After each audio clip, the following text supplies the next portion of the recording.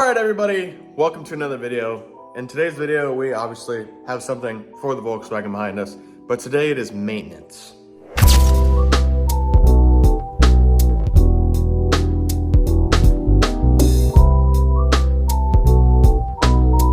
All right, so today we have the RKX Tech 2.0 TFSI Premium PCV Valve for your Volkswagen and Audi. So it comes with a new spring, a new cap, and a new diaphragm on the inside. And then I also have Ricer mods today.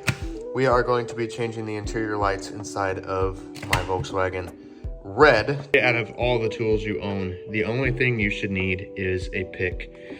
You're gonna use your pick and you're gonna pry up on this cover and get every single one of these tabs to release.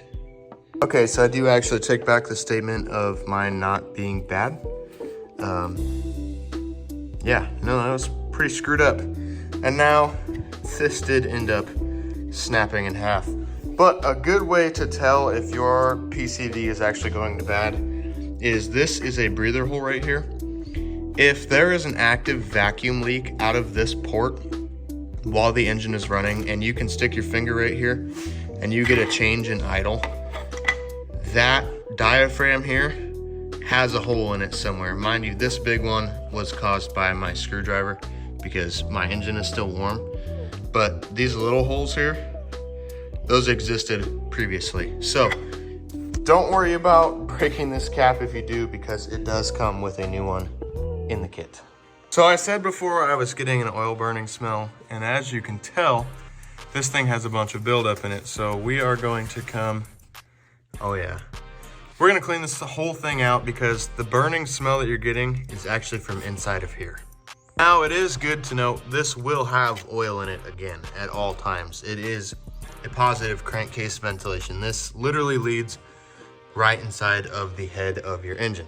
So you don't have to go absolutely wild. You don't have to brake clean it, decrease it. You don't have to sit there and scrub it and scrape out all the corners.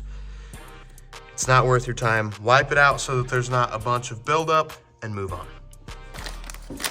We will come and we will open up this kit and look at everything it has inside of it. So try your best to remember that this sits inside the diaphragm like so.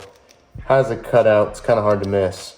But comes with a new diaphragm, a new keeper for the diaphragm, a new top, and then it also comes with a new spring.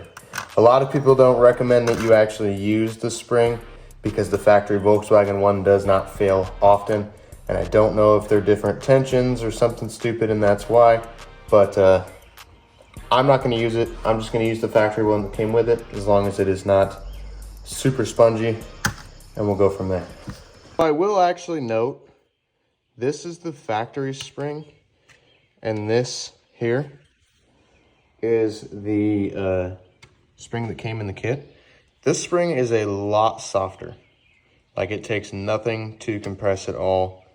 This spring is a lot stiffer, and it actually is like a thicker gauge of spring than this one is. And as I showed you, it is taller. The spring itself is more spread out. So I'm going to stick with the factory one instead of using the one that came in the kit, because obviously Volkswagen would not have built it this way and intended it to be this way for me to just go and change it. All right, so I did clean up the spring some, just trying to get as much oil buildup as I could off of it before putting it back. But it is good to note, when you put this all back together, the little breather sits back to the right as it was, pointing over towards your high pressure fuel pump. And you do got to remember that is spring loaded. So it's kind of something that you need to line up right and actually push down and make sure it's in the correct spot, because it is actively trying to push back against you. Also figured I would note one more thing. It does have these little tabs inside of here, which is specifically designed to keep the spring in one place. And then there is a groove inside of there that the spring also does sit inside of. So make sure that it is in both of these spots before you go and press all the clips down, because if your spring is not working right, you're going to be doing this again. Also want to make sure that Every single one of those tabs is completely pushed down and as tight as can be before starting your car, or you will have a vacuum leak. And voila, just like that, it is installed. Everything is tight. Every clip is pushed down. The only thing to do next is to start the car and then on to the ricer mods. Now I can already tell you, just from hearing it idle, the car is a lot happier. It probably did have a pretty good vacuum leak coming out of this prior.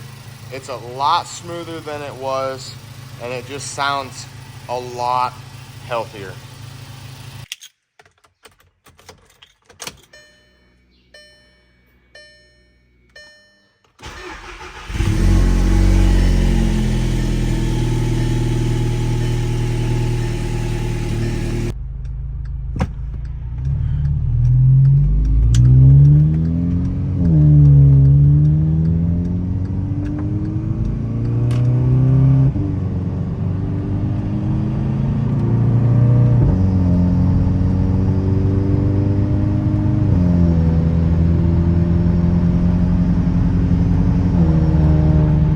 Oh yeah.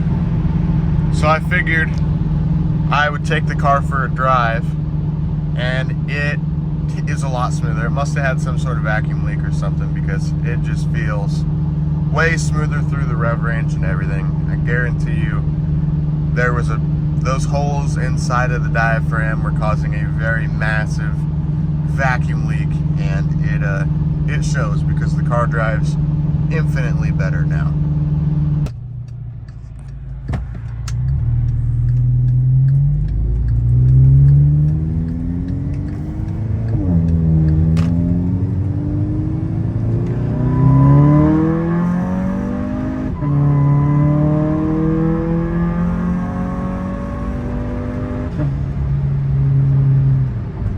Okay, so the next thing we're doing is these bad boys.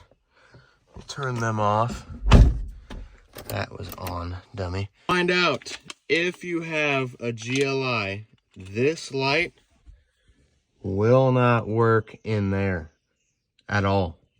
These are a completely different style bulb. It will not work because you have this cover and not a regular cover. But we can still change all the other lights.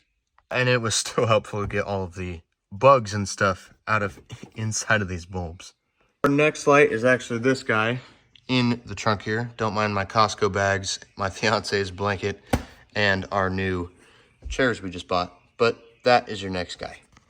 So you just take it. There's a little tab here you pry on the end, and you pull this bad boy off. And then we are also just going to unplug it and take the entire unit out. So do note, this is glass. It is going to be hot when you take it out.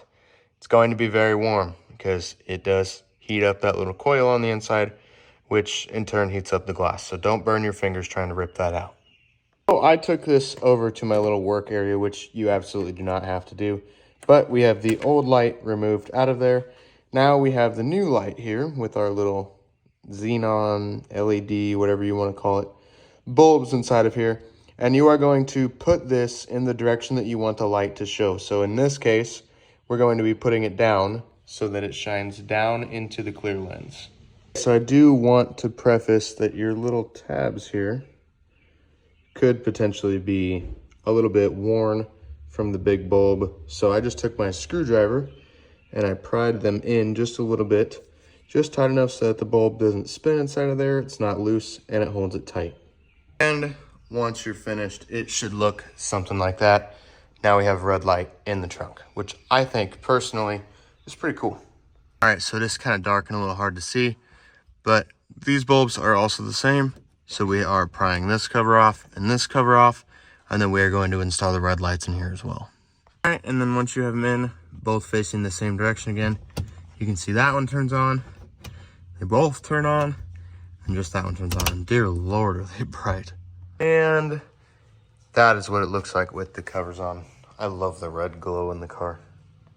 Every time I open my door, love the nice red illumination from the back. Sucks that these, maybe, sucks that these do not light up red. Volkswagen does have the factory little red lights that light up here. I don't know if you can see, but to illuminate down onto here. So there is still a touch of red, and this does illuminate red at night, but I was just kind of looking for a little bit more. And I might actually end up doing bright white up here so I can still see up here, and then red everywhere else. Well, I hope you guys did enjoy it. You guys can see the red light illuminating through the front windshield, which is pretty cool. I'm a racer, always have been. This car will probably get underglow or something at some point. Fast and Furious has made me a racer since I was a kid. But hope you guys enjoyed it. I hope it taught you something about your PCV system and how to maintain it, clean it, and change that diaphragm on the inside, because it is pretty important, and it is the reason why my Volkswagen was burning oil. I knew right away as soon as I saw the hole in that diaphragm, it's bad. That's where my vacuum leak was coming from as well. I was getting vacuum leak codes constantly through my JB4 app. Every time I read codes, every other code was a vacuum leak code. That was exactly it, because I couldn't find anything anywhere else. So hope I helped out one of you guys. Have a great rest of your night. Peace out.